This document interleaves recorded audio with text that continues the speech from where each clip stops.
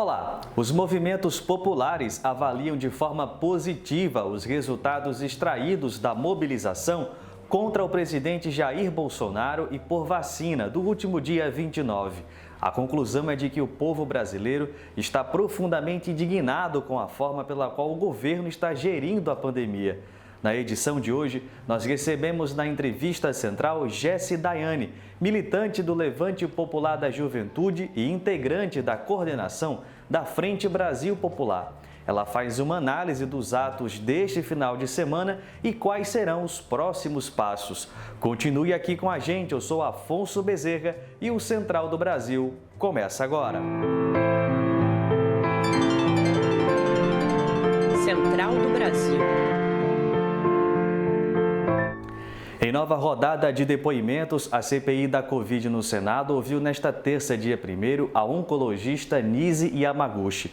Entusiasta da cloroquina, ela manteve-se firme na defesa do medicamento para tratamento precoce da Covid-19, um protocolo contestado pela ciência. A médica negou durante o depoimento que tenha tentado alterar a bula da cloroquina, como haviam dito o ex-ministro Henrique Mandetta e Antônio Barra Torres, da Anvisa. Ela negou também a existência de uma assessoria paralela ao presidente Bolsonaro. O presidente da CPI, Omar Aziz, solicitou uma acariação para checar o ponto do depoimento a respeito da alteração da bula.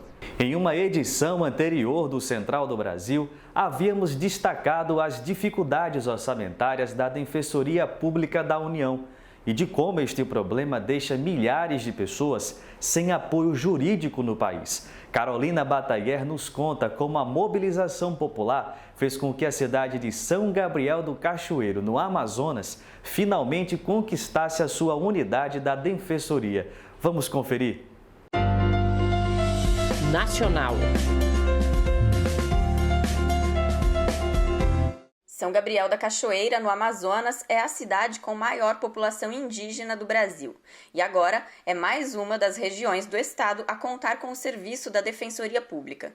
Esse atendimento é de muita importância para a comunidade indígena, como explica o advogado Johnny Vieira.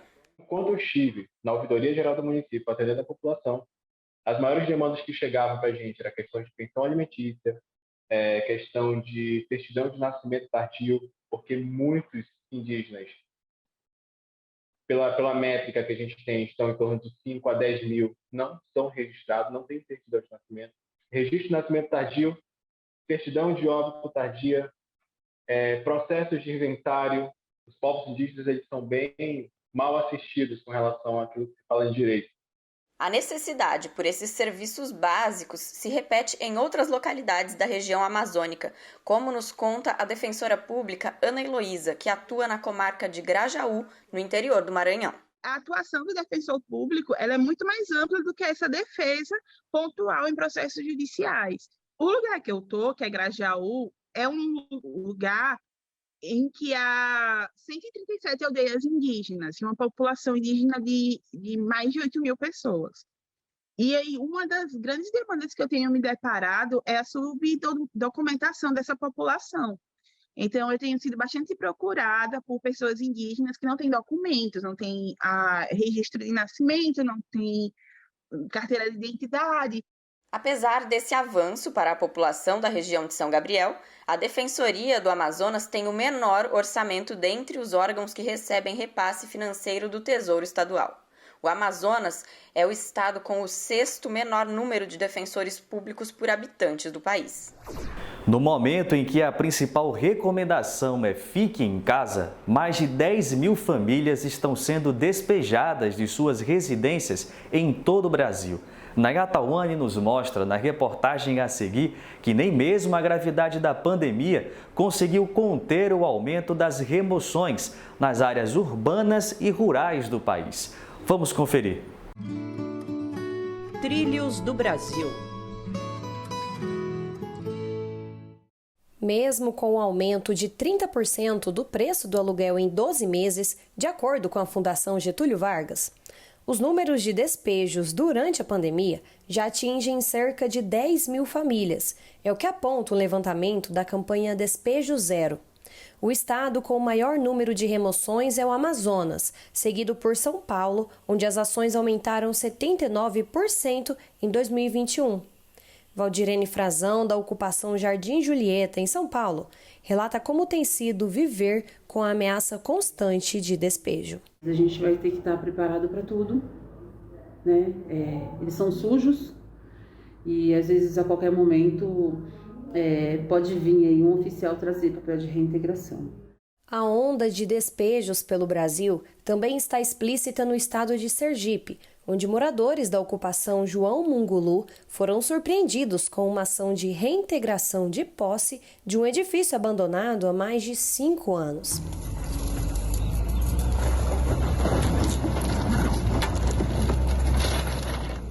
As ações também ocorrem em contexto rural, como é o caso do acampamento Palmares, do MST, em Juazeiro, na Bahia, onde mais de 80 famílias foram despejadas por seguranças particulares.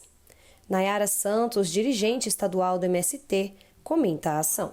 Então as famílias tiveram sua produção destruída, suas casas destruídas, histórias de 12 anos destruídas, num dia só, num momento só.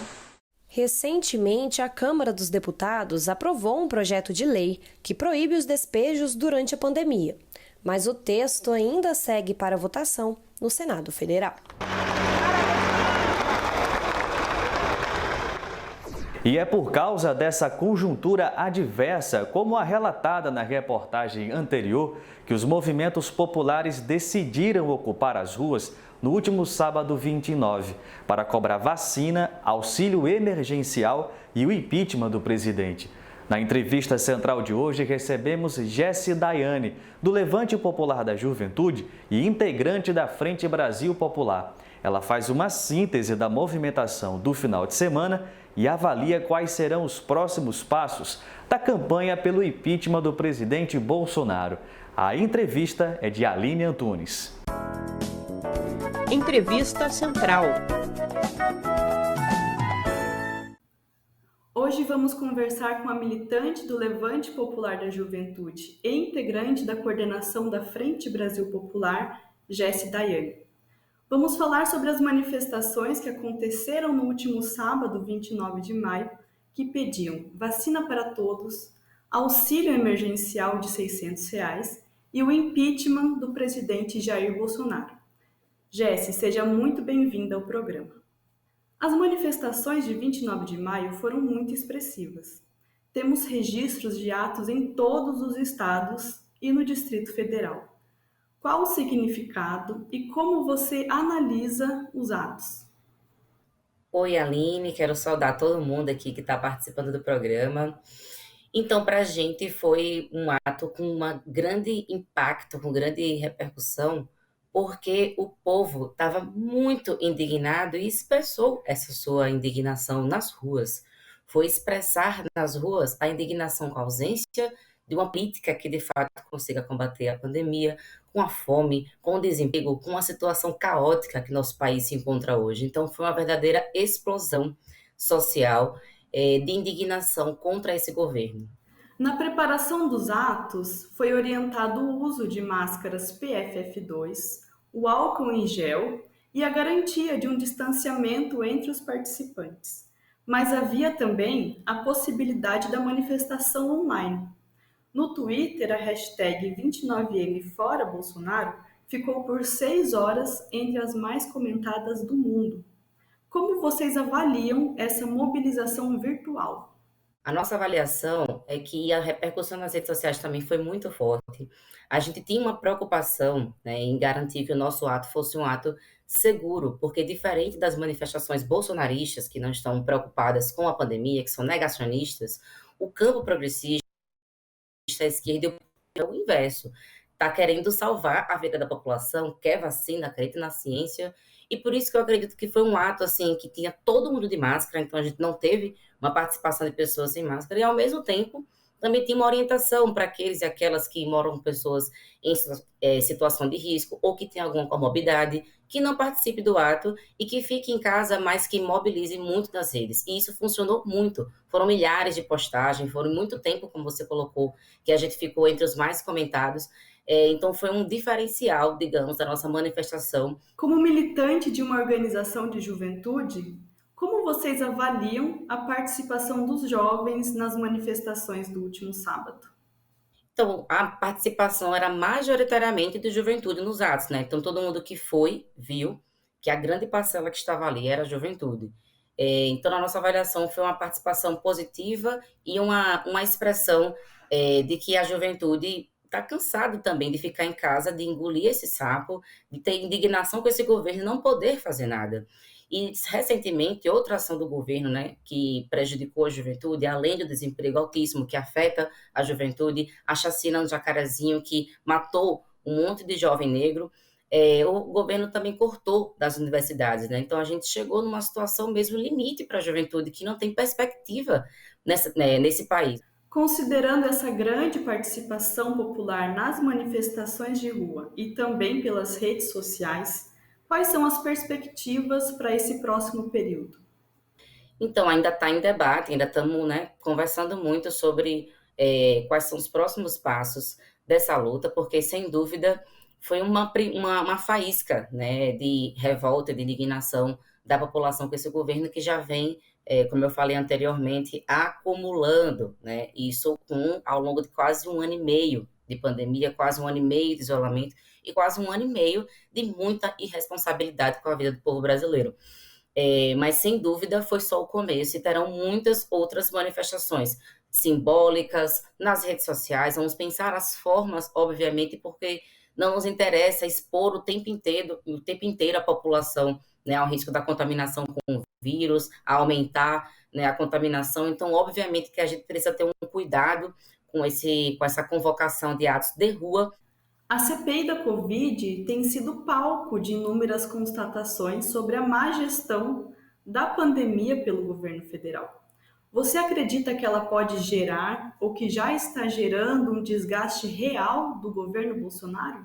Sem dúvidas. Eu acho que um dos elementos, né, que levou a tanta gente a ocupar as ruas no dia 29, além do corte da universidade e dessa gestão irresponsável da pandemia ao longo de 1 ano e meio, foi a CPI, porque a CPI ela é assustadora, assim, ela revela que tem tantos brasileiros morrendo, estamos chegando na marca de 500 mil de brasileiros mortos pela pandemia, e a gente já tem vacina, e a gente já poderia estar com boa parte da população vacinada. Foi uma opção do governo. Agora a nossa paradinha é na cultura. A dica de hoje traz um pouco do som da cena independente de Pernambuco.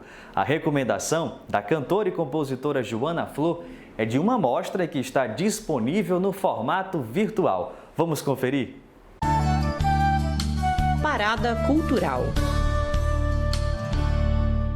Eu sou Joana Flor, sou cantora, compositora, sou comunicadora popular e produtora. Eu faço parte da articulação musical pernambucana e a minha dica de hoje para a Parada Cultural é a Mostra AMP, um evento que foi realizado de forma virtual pela AMP, reunindo 10 bandas de todas as regiões aqui de Pernambuco, bandas independentes. Então tem banda do Sertão, do Agreste, da Zona da Mata e da região metropolitana. Se ela anda na rua... Eu estou representando Olinda e trago a minha voz, a minha arte, o meu grito, o meu artivismo e convido vocês a participarem junto com a gente assistindo lá no YouTube, tá lá no canal AMP TV. O evento está incrível, com toda uma estrutura linda de iluminação, de som. Vale super a pena conhecer os artistas e valorizar a cultura pernambucana e os artistas independentes aqui de Pernambuco. Então assiste, compartilha e vamos embora juntos. Valeu pela dica, Joana. A mostra é uma forma muito legal de conhecer novas vozes da música brasileira. O Central do Brasil fica por aqui. Para rever este ou outro conteúdo, você já sabe, é só acessar o nosso Instagram. Procura lá, @Programa Central do Brasil. Até amanhã!